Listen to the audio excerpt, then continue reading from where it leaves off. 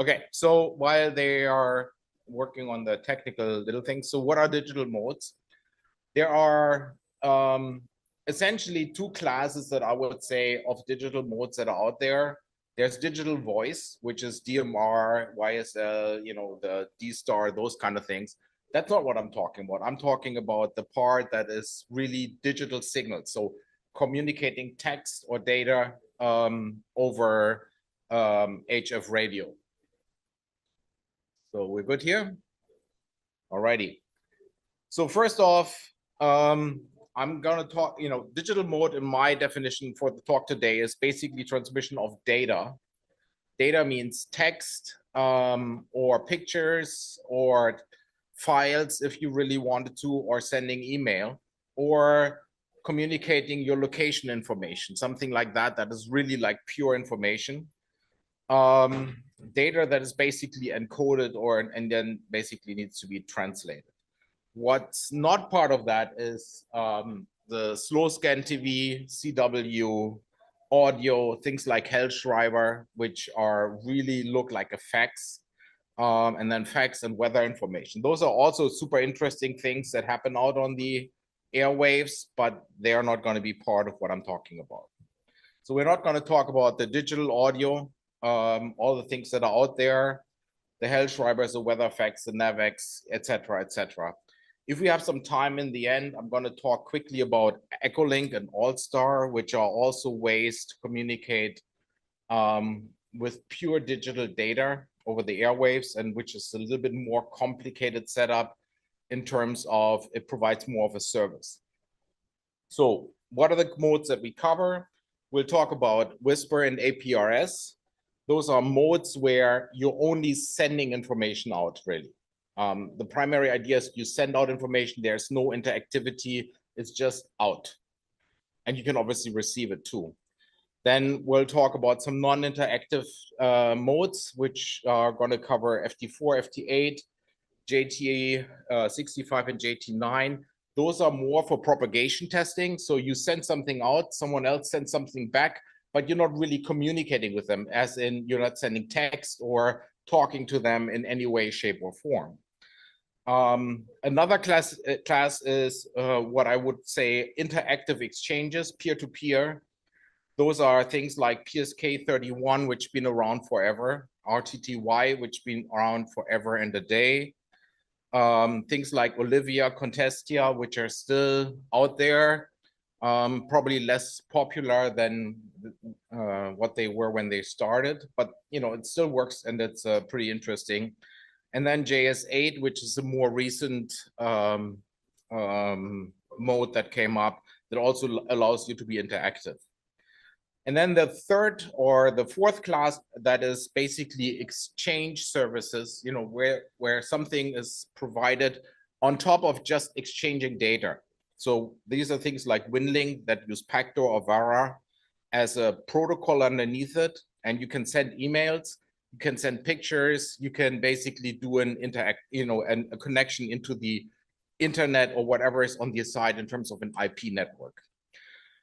Then there's All-Star, which is essentially a digital communication where you use voice over IP to talk. So you could go into the internet at some point and come out the internet at some other point and basically combine voice over internet and actually dial numbers. All right, so let's go into the next section of the talk here. We're going to talk about the classification of digital modes, kind of how they came into it. As with most things that you've experienced, there's always a balance between, how much energy do you put in, how reliable is the connection, how well does it deal with noise or noise distortion, and how much data you can transmit. So this impacts throughput, how much data you can transfer. It impacts, the amount of errors that you get. Do you have a reliable connection? Do you have a non-reliable connection? Do things maybe get screwed up completely? And then obviously, how do you deal with things like propagation and noise? So when you send a signal, it bounces 6 times. The phase shift of the signal actually is pretty severe. When you bounce off the moon, it's even worse when the weather changes during a condition, or the space weather changes during your communication, your signal gets even more distorted. So a lot of things impact the ability to have a reliable connection. And to kind of simplify this, we usually take this triangle, which you might know, either things are fast or cheap or accurate. You pick any two, and the third one is kind of a given out of that. You've seen that before. We can take the same and create an analogy for digital communication or for any kind of RF, which is basically you trade bandwidth, resilience, and power. So if you send with 500 kilowatts, you can probably go pretty far and get a fairly reliable connection. But if you don't have that, then, let's say with me, in my case, I transmit with 10 watts. So I need to figure out how much data can I actually transfer per second and how resilient is this connection. So you kind of start trading off these various things. And what I did is I tried to classify the different communication modes in this triangle. Now this is, just to be really clear, there's a little note there. This is my kind of gut placement, okay? I didn't do like a complete technical analysis of SNR ratios and everything, but we have things like VARA. So let me take this. So we have things like VARA, which are fairly new ways of communicating using very complex modulation schemes that achieve a very high amount of bandwidth with very little energy and a very good resilience and also error correction. We have things like Whisper, which are essentially a way to just check propagation. So all you do is you send out your signal, and some station somewhere on the world logs it, and you can see how far can I go with my signal. So it's a great way to check on propagation. Then there are the other modes that fall in this category, which are really geared towards propagation testing. On the side where you work with power, if you have a lot of power, you can have a good AM connection, which may or may not be particularly resilient. You have a lot of noise influence. CW is a lot more noise resistant than your AM communication. So, basically you can see how the different protocols and the different modulation schemes actually allow you to deal with different situations. So a question that I saw asked often on various boards on the internet is like, what's the best mode? Well, what's the best car? Depends, right? If you want to go fast, you pick car brand 1. If you want to basically haul all your inventory from one location to another when you're moving, you probably pick a U-Haul or something like that. So it depends. It all depends on what you want to do. Quick overview of what kinds of digital modes are actually out there. So we have some first generation stuff that's, like been out there forever. Things like RTTY, Pactor. These are usually used to do data transfer. This is for interactive chats. We have second generation protocols, things like PSK31, which use various techniques to be more resilient to signal distortion. We have things like Olivia and Contestia, which are pretty much very similar, which have even a better resilience to noise distortion. Those are also interactive modes. And then we have some, what I would call third generation modes that are extremely resilient in terms of communication, like FT4, FT8. Those are also things you can contest on, just like RTTY and CW. You have things like JS8 call, which is essentially someone who adopted the idea of FT4, FT8 into an interactive protocol. And the new one is kind of VARA, which was developed by a Spaniard and allows you to do data transmission at various speeds. It's a lot faster than traditional Pactor. You can get up to to multiple kilobaud per second on decent connections. There's a whole bunch of others that are out there. If you have heard these names, I decided not to include them in here because we have 45, 50 minutes, and I could probably talk about any one of these protocols for at least an hour or two. That would really bore you to death, I think. So I hope that's not the case. All right, so what do you actually need to do in order to get your digital mode setup going? If you've never done this or you're kind of interested, let's go into that.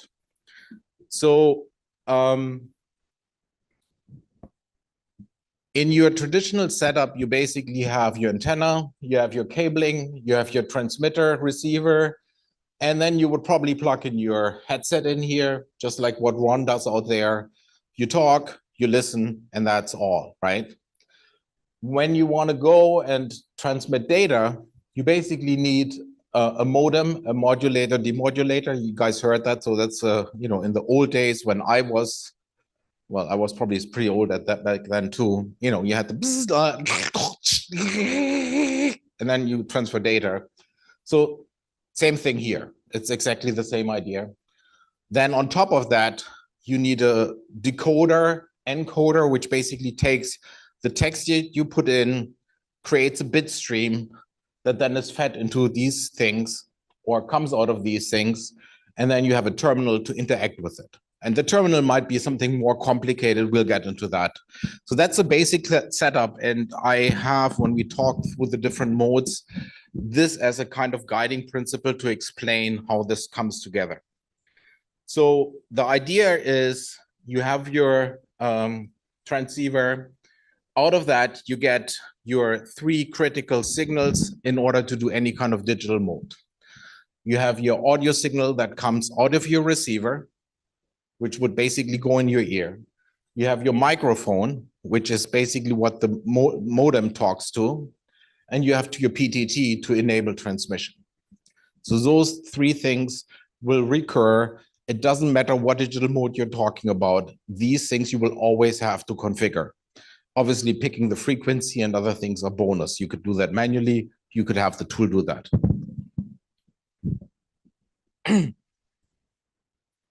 So if life were simple, that's basically where we end. But life is very colorful. And so there are various ways to do this. So the picture that I just showed explained the principle. You could have what's called a TNC, a terminal node controller. It's basically a piece of hardware that you plug into your radio, and it takes over these 2 roles. It's usually a piece of hardware. There's some cool projects, open source projects, to buy a thing like that for less than $50. You could also buy commercial products and spend thousands if you really wanted to. There's the option where instead of having the TNC, you have a piece of software that takes over this responsibility and then a program that talks to that modem. You could have a way where these 2 things are integrated. Or you could have a way where you actually work with an SDR and you don't have the audio communication here, but just the IQ signal right off the digital portion of your SDR. So many ways to go about it, but the principle that is shown in the first part there applies to everything. Quick show of hand, who is bored at this point? Okay. If you have a question, please ask a question, okay? I'd love that. And my apologies. I'm trying to cover as many as possible. So the TNC hardware that I talked about, this hardware component, there are some cool projects that I just want to mention. There's a MobiLink packet radio, which basically they have a nice project. Then there's a Tino TNC or Nino TNC, which is an open source project. You can build that yourself for very little money. You buy the PCB, you order the parts, you put it together. So this is more like a nice weekend project. Or you can buy them ready-made actually from some vendors. An alternative is to do the software version of this, which is a project called Direwolf. Also recommendable. I tried it out, very cool, especially if you want to do APRS and kind of see what's going on underneath, or if you want to do things like WinLink and send email and interact with those nodes. Now, on the software side, there's you know, the amount of software tools that are out there is insane. And it's very easy to get confused. So I think the first thing is like pick a protocol and then pick one piece of software, play with it, experiment with it, and then go on to the next protocol if you wanted to. But it can be very confusing. So one of the best known and very stable pieces of software out there is called WSJTX, which supports all of the non-interactive modes that are out there pretty much. There's a clone of that called JTDX, which is really awesome and provides you some additional simplifications on that. So WSJX is written by the creator of the FT4, JT9, the Whisper protocol. And it's a very purist approach to ham radio. JTDX is a little bit more, I would say, progressive, uses the same technology underneath it. There's JS8 call for JS8 communication. We have VARA AC, which is basically an interactive program where you still need the VARA modem to operate. Also very cool, you know, we'll talk about that later. There's FLDigi, there's multi-PSK, there's ham radio deluxe. I never use that, you actually have to pay for it. So I'm kind of, you know, when I'm in the experimental mode, like right now, and I just want to know my bearings, I actually want to try a lot of things and understand what I want, and then make a choice whether I want to buy. So I've not chosen to buy. There's Mix W4. This is a project out of Ukraine. It's there, it works. I haven't successfully, you know, worked with it a long time. So just as an FYI. And then obviously there's Direwolf, which is basically a modem. There are professional tools. So I don't think anybody here might be interested in it. If you are, go to Decode and go to Monitor, are professional pieces of software that are basically used in SIG-INT, signal intelligence, to look at various transmission modes. So not just the things that are allowed in ham, but also things that are allowed for government organizations, etc. And there are apparently people out there that have a lot of fun using this, listening to the Iraqi and Iranian border guards and military. So if you are like me and you want to dig really, really deep, you actually want to look at the audio signals that come out of your transceiver and understand what do they actually mean, what is happening in there. So for that, you would need an audio analysis tool. These are a few of the ones that I've used, and some of them are really amazing and super complicated. You could spend your whole life just understanding one of those tools. So now we come to the interesting part of the presentation, 20 minutes in. Let's look at the various modes here. So the first one is APRS. APRS is essentially a way of transmitting simple fixed set of information from your radio. You can use it with your HT. When you're out in the boonies, you can communicate the status of your weather station. What is the wind where I am? What's the temperature? Where am I? Longitude, latitude. And there are a bunch of ham radio guys out there that use this to transmit information about their station. Also, a lot of the airports around the state communicate this, and other places. So it's basically, you send out a fixed set of information. It's more like an FYI. It goes out.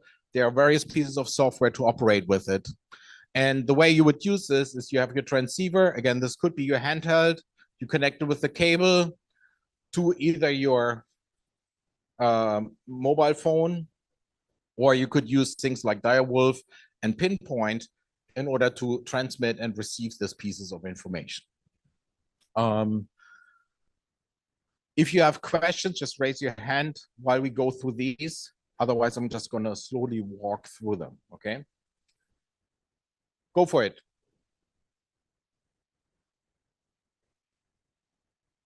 I repeat the question. We're good. Sorry, come again. Right.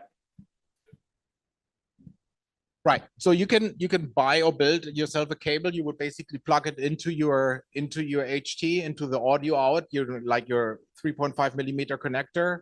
You have a USB thing into your cell phone or a Bluetooth something, and then you will run the software and you can receive this data.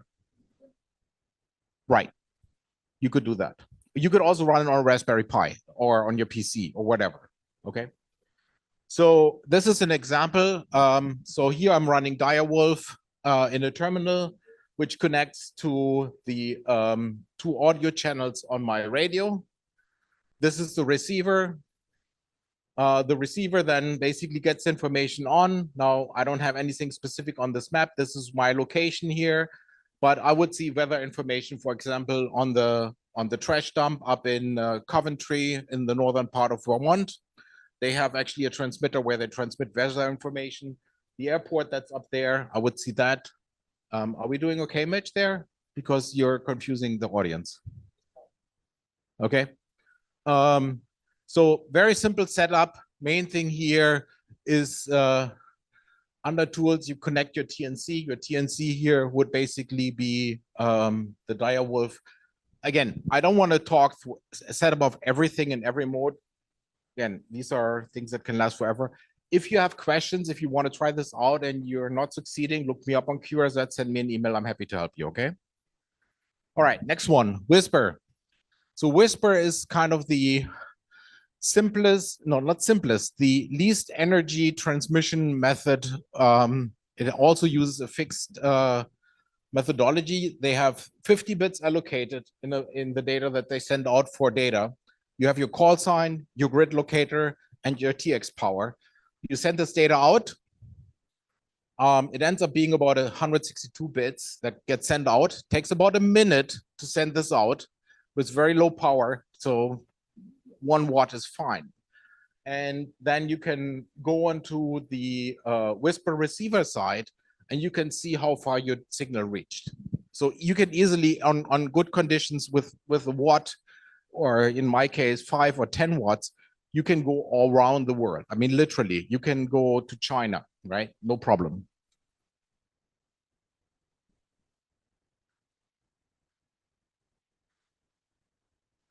Well, they say you shouldn't use more than 20, if I remember right. But really, the idea behind Whisper is use the least amount possible, because it just tells you you can get there, right?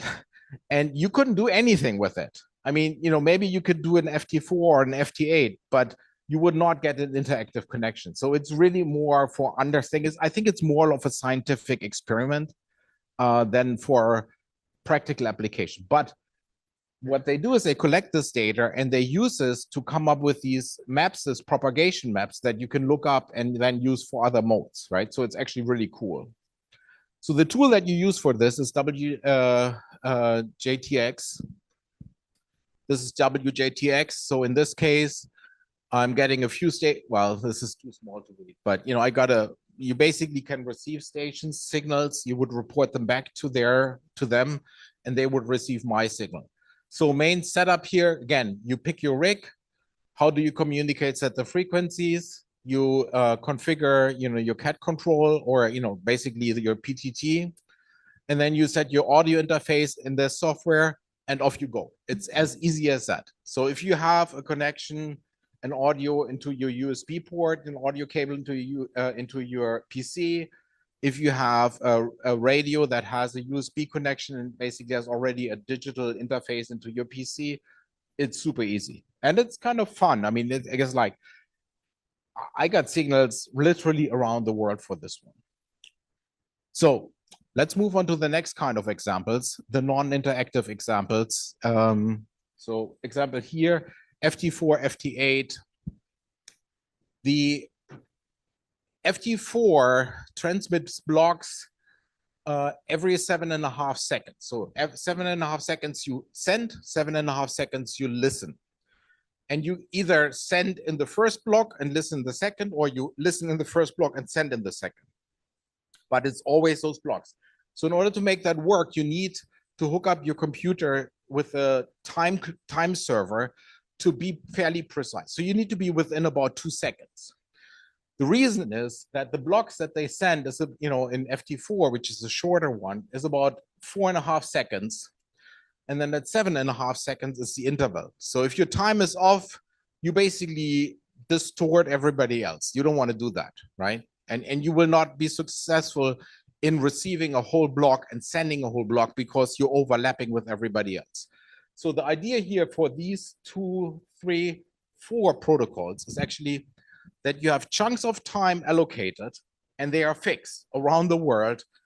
From the 0 seconds to 7.5 is one block, and 7.5 is another block, etc. For FT8, the blocks are 15 seconds. Again, the transmission time is less. There's a little bit of dead spot in here. And when you look at the waterfall, you can actually see this.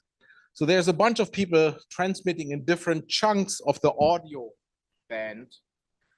And then there's a little time. And then, they receive. So, this guy sends here, and you see this one is actually a different guy sending. So they are on different frequencies in this case. This is something that for me got me super excited. I set this up. I started with FT8, FT4, 50-meter dipole, height of my house up in the trees. Was easy to set up. And within a month or so, I had about 3,000 QSOs, 127 countries, and it was just amazing. I mean, it just blew me away. It's like if you try to do this on SSB, you may spend your whole life and never get there. Okay, so bad thing is you never talk to anybody. You just say, "Okay, you got me. Yep, I got you. Okay, awesome. This is your signal strength. Good. Next one." Right. So it's like, I know it's kind of like contesting. Anyways, this I don't want to go there. Get it. Yes. No, it's not interactive as in you don't have a choice to send any kind of information to the other person. What you send is fixed. You send your call sign and you send your grid. And they send, and when you receive something or when you receive the other signal, you send your signal strength. So those are the only 3 things that gets transmitted. There's no message, okay? But again, it's super awesome. It's like you really can get your adrenaline going. So how does this, this is a little bit more complicated setup. So I have here JTDX running. This is the audio band. This is not the waterfall of your frequency band that you're listening on. I'm on obviously here on 40 meters. So sorry, yeah. So these are the different stations that are sending. You pick basically a slot where no one else is transmitting. And then you see who is all calling CQ out there. And you send them, basically transmit back and say, okay, I would like to have an exchange with you. They send them back information. Okay, I got your signal. You send back, okay, I got your confirmation, and off you go to the next one. And you can pair this up with a really awesome software called Grid Tracker, which will basically show you who else is communicating with whom you already had contacts with, etc. So this is a setup that I've been using. I've done the Vermont QSO party with this and ran it for 24 hours. I had about 750 QSOs and I don't know how many countries, but a bucket load. Okay, so it's fun, it's easy, and it can really get you excited.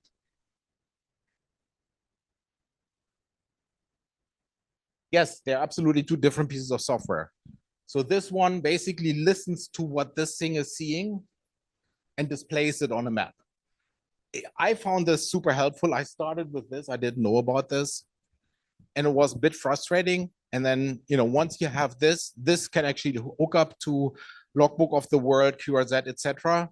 And it uploads those contacts immediately, which is cool for others because then they're really happy that, they can actually see that they contacted you. Some are going for awards and stuff. So Grid Tracker, that's right. Okay, so which brings us to the next one. PSK. So this is actually now we're going interactive. I think the slide might be in the wrong order here. Anyways, so PSK is an interactive mode. I'm using FLDigi to do communication with it. It basically uses 100 hertz bandwidth, very small. Also a sub portion of the audio band where you go in. You pick your frequency, you call CQ, someone calls back, and you can actually chat with them. So generally the interaction is very similar. You say, hi, this is Matt, AC1RI. You're coming in with a 5.9. I'm in Newport, Vermont. FN34 is my grid square. How you doing? I run IC4 705. Back to you. He comes back. He tells this story. Then you say, okay, awesome talking to you, Mike. Let's say, Mike. All right, good QSO 73, and bye. Right? Or you chat about your setup, your antenna, your last doctor visit, the snowfall, the weather conditions, whatever you want, right? You can actually have an interactive conversation. It took me some time to get this going. Part of it is which frequencies do you listen to? When is there traffic? Setting up your tool. If you're interested, again, it's like, contact me. I'm happy to do a presentation at your club just on one protocol. Come out, spend an evening with you guys, show you we do an interactive thing or whatever. So the setup looks like this. Same thing. You go, you set your rig. How do you set your frequency? How do you do your PTT? Input channel, output channel for audio. Then you have your tool. You pick PSK 31.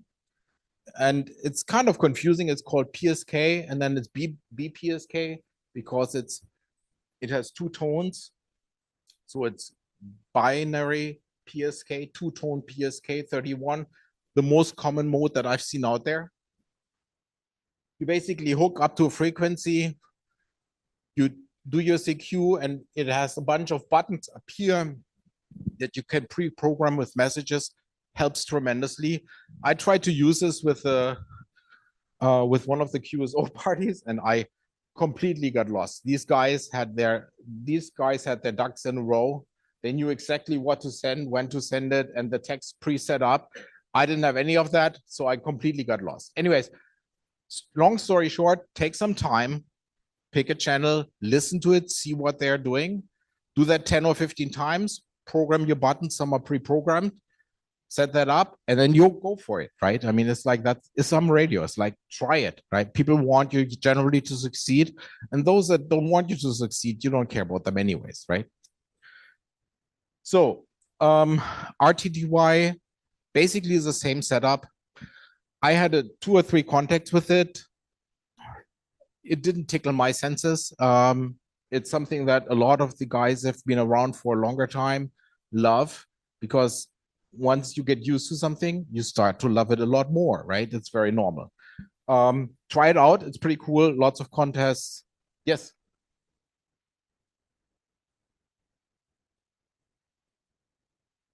BPSK, so PSK 31. Right.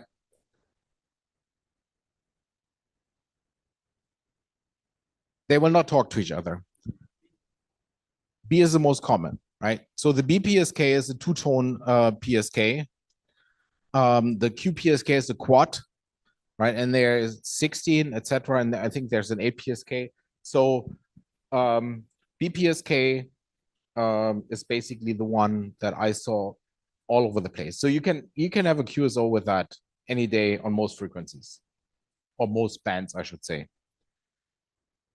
All right, so this brings us to a tricky question. When you look at a waterfall and there's some stuff going on there, you're looking at it and you're scratching your head, is like, what protocol is this? So most of the tools, FLDG, PSK, the PSK, the MPSK, those tools actually have a way to identify those if the sending station sends an identifier ahead of it. So if you use Olivia, if you use even Hellschreiber, or if you use Contestia, things that use a little bit more bandwidth, they actually send a code out before, like a short sequence It's I think 1.5 second long, and it identifies what kind of mode it is. And then your software switches to the right modem to use, right? I mean, you can see this. You look at the waterfall, there's a BPSK 31 running there, like a small strip. And then some broad, fluffy thing comes out with lots of little dots all over the place. What is it, right? It can be a real head scratcher. So if you have your RSID identification on, if they send it, your receiving tool will actually switch between them. So definitely something to look up, read up on RSID, and there's also a way to do a video ID, which is basically sending the name of the protocol used as a waterfall encoded thing. So you can actually read it on the waterfall. So it says FT, no, it doesn't say FT8, but it says Olivia, or O825, which is basically Olivia 8-bit 25, etc. So that's very cool, which brings us to the next mode, Olivia. Olivia is an interactive mode that's a little bit slower than BPSK. It sustains a fairly good signal to noise ratio, and there's a small community out there that uses it every day. Common modes are actually the 8-250, 8-500 on 40 and 20 meters. And I think this one will see a big revival once the sun phase, or awesome sun conditions are over. So once we go into the dark side, these will, I think, have a severe comeback and be used more because they work in worse conditions. I use multi-BPSK. I did have no luck with FLDG.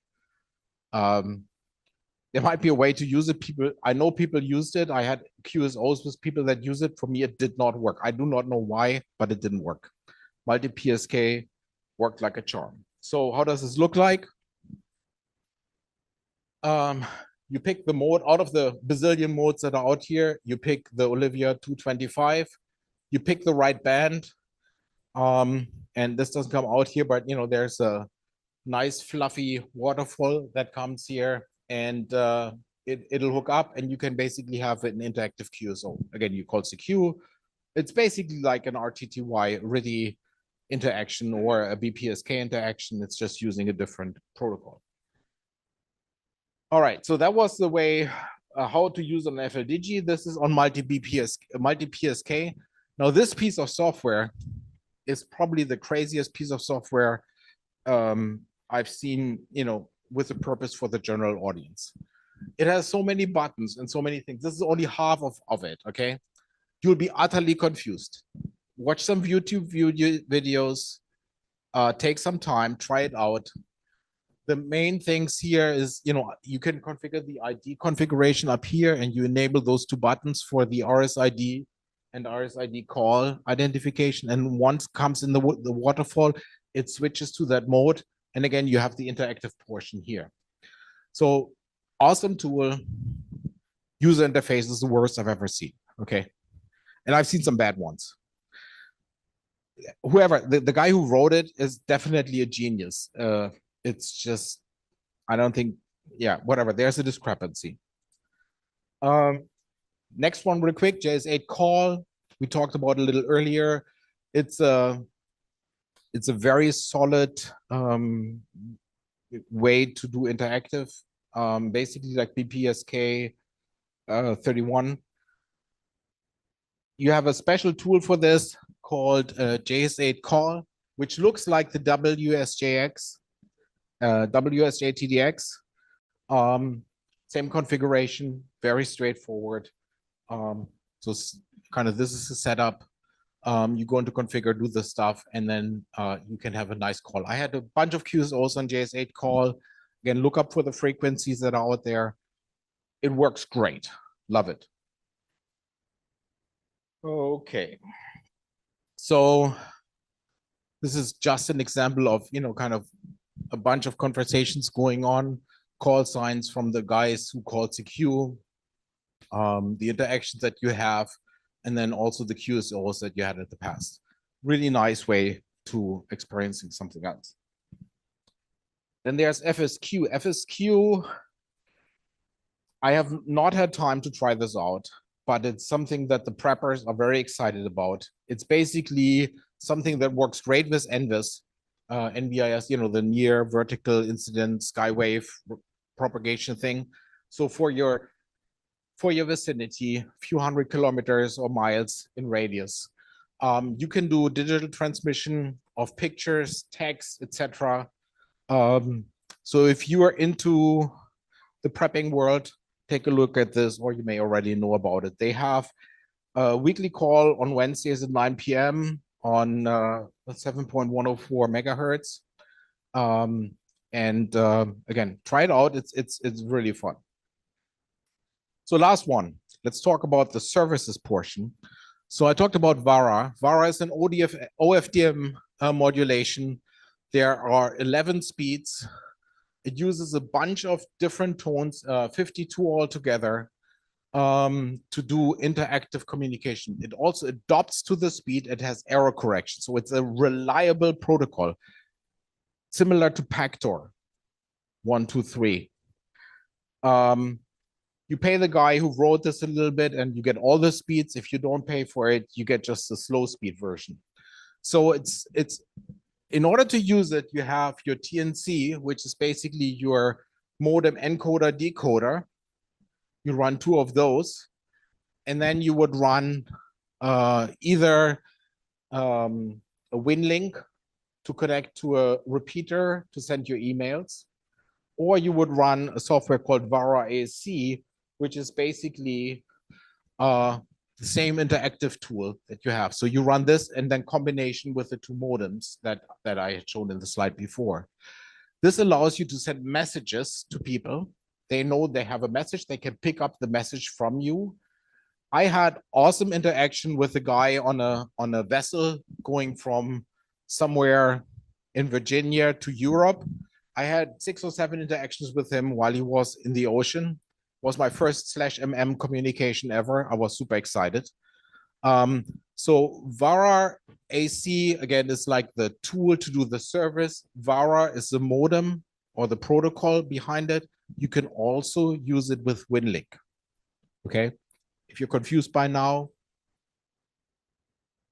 I apologize.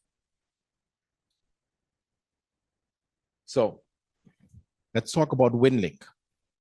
So WinLink is essentially a network of guys and gals that use their radio stations to connect to the internet.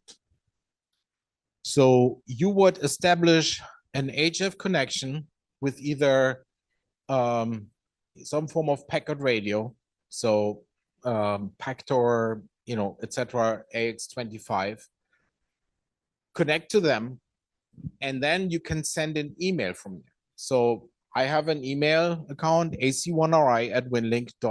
I think it's net. So you can send an email to it. When I connect, I can actually pick up that email over my radio. I'm in the boonies somewhere in Canada, paddling out, you know, on a lake way up in northern Quebec. I can make a link somewhere on HF 80 meters, 40 meters, and pick up my email or send an email. You can give a live sign to your loved one, send a picture, whatever. The way it works is you have your TNC software in here. So either VARA HF or VHF. VHF is probably not, you know, you probably, I mean, if a repeater is so close that you can do VHF, it's probably not worth doing. Anyways, or Direwolf to do Pactor. And then you have your WinLink Express software and you can send emails and receive. So the way this would look like is something like this. So I send an email to myself and then, you know, basically send it back. So it says, okay, from my email address to AC1RI, and I picked this up over HF. So the repeater that I picked it up from is in Montreal. So from Newport to Montreal, I hook up to that thing using HF. I think it was 80 meters. I don't remember exactly what it was. And I could pick up my email. It was really, really cool. If you haven't done WinLink, try it out. Register. With WinLink, you get like a little token that you need to put into the configuration. You can use it with VARA. You can use it with Pactor. Aurora again is a bucket load faster and cheaper than a Pacta modem. Or you can use it with Direwolf and at like I think it's like 300 or something baud. It takes a while. Don't write long emails, okay? Not like me, you're talking all the time. Try to keep it short. All right, so that's pretty much it. I think I'm mostly on time here. I am sure that you guys are overwhelmed by now. To get to this point, it took me only 3 months, many nights and many days. And to condense this in 45 minutes, I think is not fair. But the purpose here was to give you an overview of what's out there and how to go about it. As I said, well, actually, I didn't say it, but a few tips. Get a WinLink account. Make sure you have a logbook of the world, a QRZ or an EQSL or all of them, so that you can log your connections, especially if you do FT4 or FT8. Get an Echolink account. That helps too, so you can connect into remote repeaters and see how your signal is coming out. Help me in the diagnostics, and then take some time to read the manuals or the getting started guides for the various tools. Invest some time, and most of all, thanks, folks.